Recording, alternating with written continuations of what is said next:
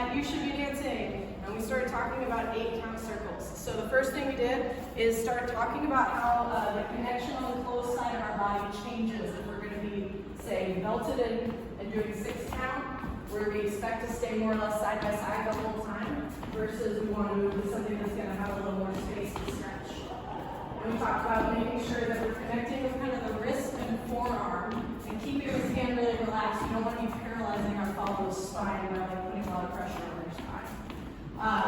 Parts of this 8-count circle, we're going to do our normal rock step. If I'm in the leader role, I'm thinking about cutting in front of my follower, trying to create a lane so that they can go past me over this shoulder.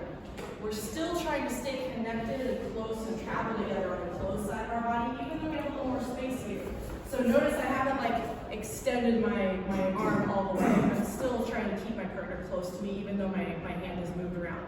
Next thing I'm going to do is a pivot step. Step, step, bring with me.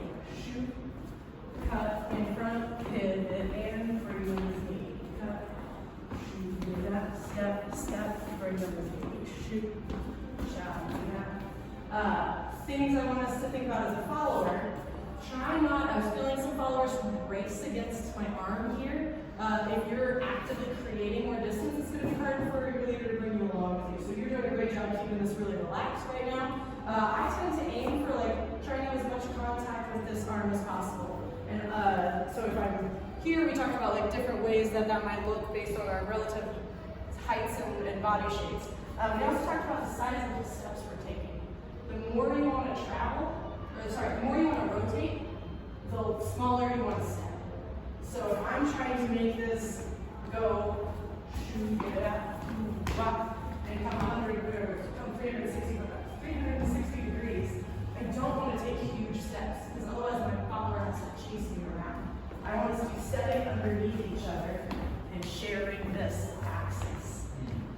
Nice. So it's a lot of dimensions to try and play around with, and the way I recommend practicing it is going between like really comfortable, we call it like seat belted in 6-count, and then making it really clear when you want to move into something with a little more stretch.